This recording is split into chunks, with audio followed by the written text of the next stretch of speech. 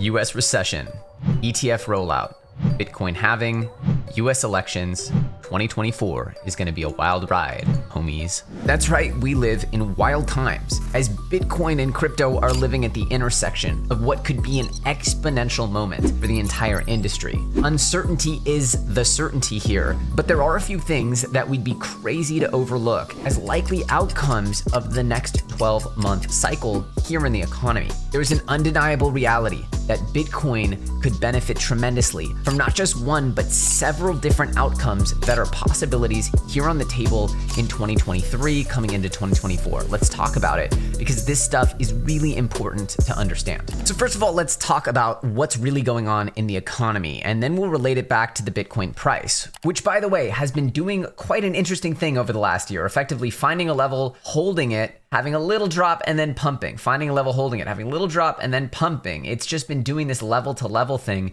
for the last 1 year straight. And over the last 14 days, well, you can see here, it's pretty much become a $34,000 stablecoin, but more on that later. What we see here is that the US economy added 150,000 jobs, which sounds like a lot, but it's actually the lowest since January 2021.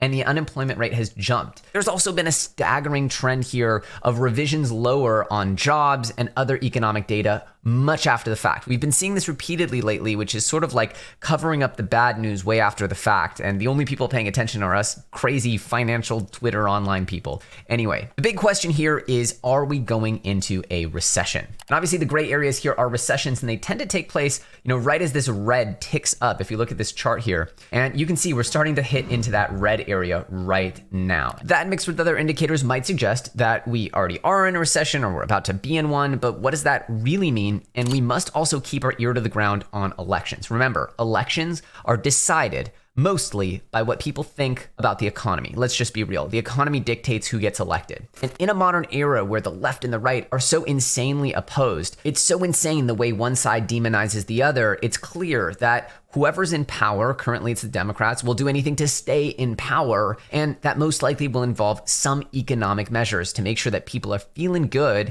economically as they come into the next election. It's just a tricky one, isn't it? And that's because inflation has been making people feel like they can't afford to live in the United States. Housing prices are simply too high. The videos of people saying that they literally can't afford to just live, not thrive, but live in just basic conditions in major cities or really anywhere in the United States. Well, those are all over the timeline. But of course, there's one story that's also been all over the timeline, and that has been US aid to Ukraine. And rumor has it that apparently US and European officials are quietly nudging Ukraine to seek peace. And that, my friends, is because we can no longer afford to just openly fund this proxy war between Ukraine and Russia. We've been talking about how the United States citizens desperately need some support here, but they're not getting it. And meanwhile, all this money is going overseas. That might have been popular at the beginning of the outbreak of the war in the Ukraine, but now the rubber's hitting the road. And people in the US care more about their inability to survive and pay their bills and be able to afford food on the table. And they care a lot less about a country overseas like Ukraine. And so this is the moment of truth where you're seeing potentially a step away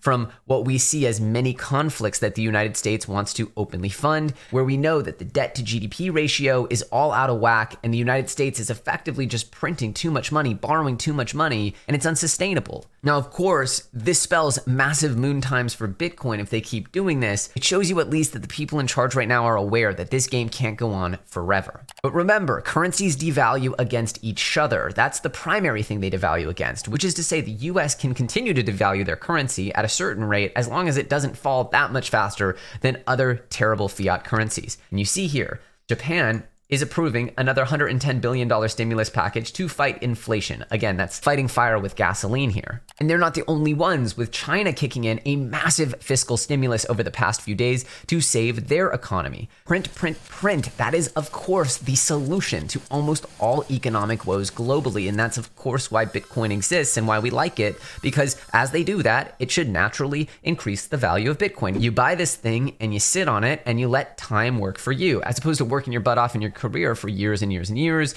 and then you end up with way less money than you started with because time has worked against you. That's how the fiat system works, whereas Bitcoin's really nice. It just makes you money. It goes up as governments do what they do best: print money.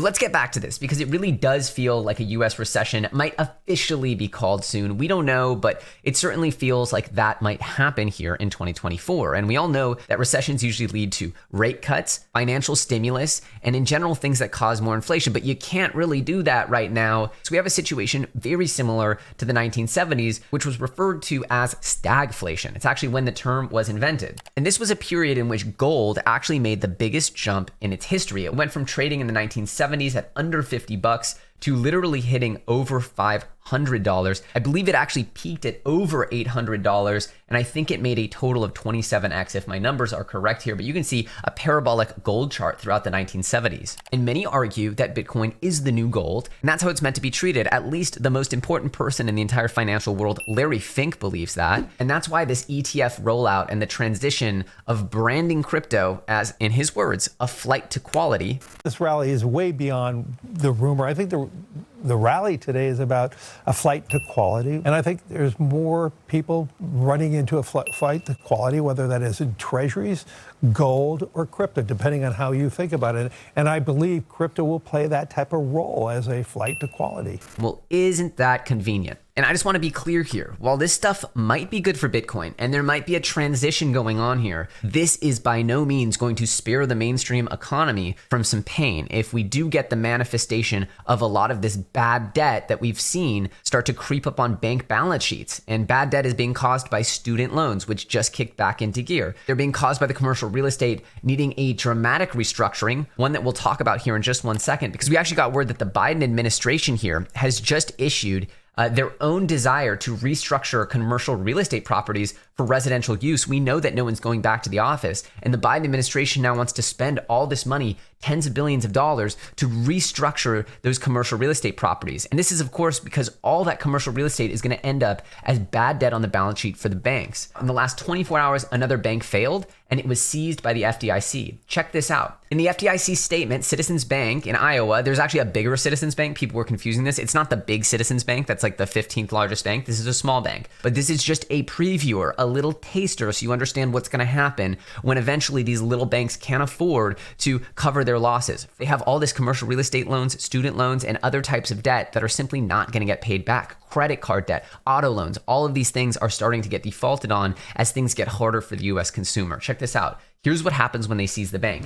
They go ahead and they assume all the deposits. The FDIC assumes all the deposits. And so the path is clear. If there's a bank in trouble, the government takes over and effectively bails them out. Whatever that number is, that can happen, boom, like this. And that to me is what's going to happen in a recession. Either that or they let banks fail and you have sort of widespread societal civil unrest. And I don't think that any ruling government would let that happen. It would kind of erode all faith in the current economic system we have in the United States. Unless that is their goal, which I think that's too much of a tinfoil hat conspiracy. And so I believe that they will continue to bail these banks out. It's the path of least resistance. And when you look here, that as of October 17th, Bank of America here has $131 billion in unrealized losses on securities, not to mention God knows what's on their loan book. It's probably not as bad as some of these regional banks, but you can see here the amount of bailing out that the federal government might have to do come this recession time is absolutely astounding. And this, of course, is in a time where the government has no debt ceiling. We used to have a debt ceiling. If you guys remember, over the last year, they actually suspended the debt ceiling. Because, of course, they couldn't agree on the debt ceiling,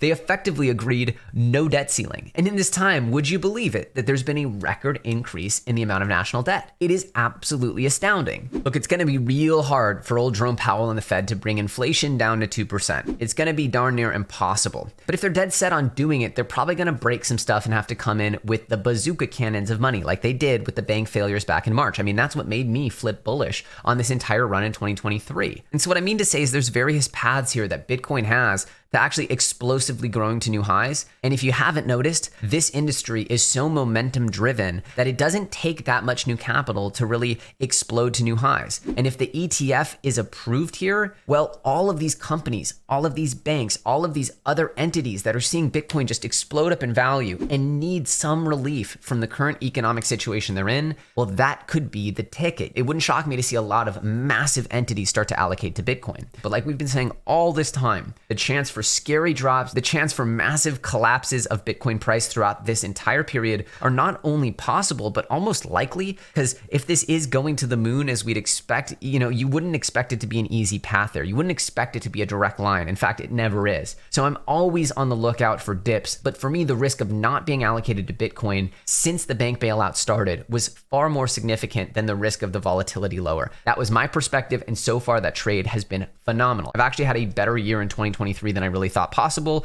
I thought this stuff was going to happen more in 2024. So what is the end game for the banks? Well, I can tell you one of my perspectives, which is that the banks need to get involved with crypto. And I'm not the only one who thinks this. The king of Wall Street himself right now, not Larry Fink, maybe the prince or something, he's definitely an admired figure right now, being almost $1 billion up on his Bitcoin bet. We have none other than Michael Saylor talking about what's going to happen with the banks and how Bitcoin matures as an asset class. Listen to this. For the industry to move to the next level, we need to migrate to adult supervision. We're going to need big banks to become the crypto custodians. We're going to need Wall Street to take a role. And we need to rationalize away from the 100,000 crypto tokens, yo-yo coins that people are manipulating, to Bitcoin.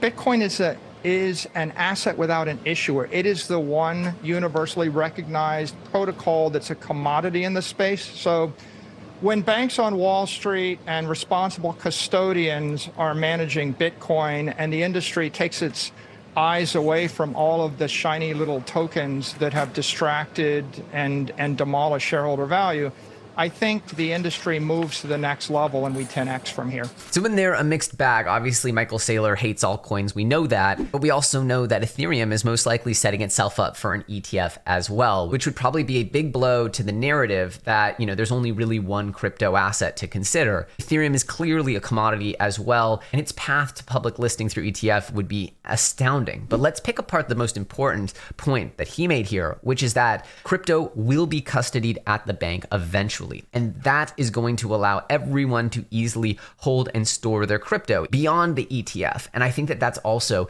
an evolution that's coming. And that's something that the banks desperately need here. Because if the banks do not get involved in crypto, they will simply be left behind. And they're seeing it now with their own stocks plummeting, with their own loan books plummeting. Their business model is plummeting. And meanwhile, crypto is more or less starting to really show signs of life here. I'm going to end with this, which is I tweeted this, and this was actually not having anything to do with like crypto prices or Bitcoin or anything. It was more just a moment of realization about the work I'm doing and really what I'm focusing on. I'm not going to say too much more because it's so exciting that I want to save it up. I want to save up all this energy that's going to come from what is on the screen right now. But I just want you guys to know, bookmark this, because this is when it happened, okay? Had a strong moment of clarity last week. This has only happened about 3 times in my crypto career, but it was a strong one. The next few months will be rocky, but starting in 2024, things will be totally different. Spent 6 years learning this industry, but honestly, I've never felt like I understood it at this level. The right choices take time to identify, and often years in the game is the only path to, quote, getting it. I'm thankful just to have the opportunity. And to be honest, I am so grateful to be in crypto, to have an audience. I mean, I'm kind of talking to myself here, and there's 67,000 views and 600 likes. They'll probably hit 1,000 likes. I mean, it's crazy that so many people are participating in my inner monologue. I mean, I did tweet it, but it's something that I'm never going to stop being grateful for, having an audience that actually cares about my thoughts, my perspective, and wants to be a part of the things that I'm working on. It's the ultimate exciting thing, and I will never stop being grateful for that. More to the point, we have a response here from Wifey. As you guys know, I was covering Wifey heavily in 2022, and in 23, I broke free and did my own thing, and obviously have been smashing trades. But he's come in here, and I think it's noteworthy because he's made effectively what I think of as a final line in the sand where he'll stop calling for new lows. He's been calling for sort of dramatic new lows for a long time now, even with this ride up. I don't want to call him a perma bear, but he certainly, I think, is well known for being bearish. Check this out. He says 35 is the high for now. We tank levels, not sure how far down, but the left tail risk, meaning like the extreme risk, is 15s, meaning that we don't make new lows in his mind. I agree. I don't think there's any way we make new lows. I think the ultimate path to pain personally would be any kind of little dip under 20K would send people into just an absolutely paranoid schizo freak out mode. And that would probably be the big buying opportunity. If I was to think of like max pain, that's not my base case. I don't think that that's the likelihood. But like I said, watch my video on how much cash I have set aside. And that's just my approach, that if we do get some wild March 2020 like crash, I have cash ready. I'm ready. Anyway, he says, then depending on what type of recession depression we have, it will be the lows for the next 10 years, meaning wherever we get this low crash in his mind is the low. What I said back to him is the above tweet has nothing to do with BTC or crypto prices at all, but what's your invalidation level? If we hit 40K, does that change your thesis? How about 50? Just wondering what might change your view. And so this is one of the biggest bears on the timelines. He's saying, I am wrong at 40s. I'm defo wrong at 50s. Of course, boss. So if Bitcoin is able to break through and hit 40 here, you have one of the biggest bears in the entire industry saying, look, the bear thesis is invalidated. We need to go back to the drawing board. So in my opinion, this is a massive moment to pay attention to. We don't know. I mean, Bitcoin has been holding strong here at 34. It's been doing the stablecoin thing. A test down to those lows, that significant level at, high 31s, low 32s. That to me feels like it might be what the market wants to do. But remember, when Bitcoin eventually broke its all-time high in December of 2020 or something like that, it didn't really revisit those levels. It just smashed through. So sometimes Bitcoin makes moves and doesn't look back. But all I'm saying is this is an interesting moment. It's a do or die moment. But regardless of what happens, I do think that 2024 will have a lot of surprises in store for Bitcoin. The halving, the ETF rollout, election years. Remember, people like to stimulate the economy and make people feel good during the election year. It makes them more likely to vote back the person in power. And overall, there's just a lot of things I think could go right for Bitcoin. Not to mention, if things start going really wrong for the banks, those bailouts are going to come in big chunks, right? They're going to come in 10, 100, $200 billion chunks. It's going to be big, just like we saw with the bank term funding program. These aren't going to be little hits of money. These are going to be massive injections of liquidity. So it's just something to consider. What I see is a lot of potential outcomes for Bitcoin to catch a bid. I see less and less people selling their Bitcoin. I see more and more people wanting to buy over time, and that is an extremely exciting paradigm. As always, if you guys enjoyed this episode, smash that like button. You know what to do. Check out this episode popping up here. It's awesome. I promise you're going to love it. I'm EllioTrades, and I'll see you very soon on the next episode.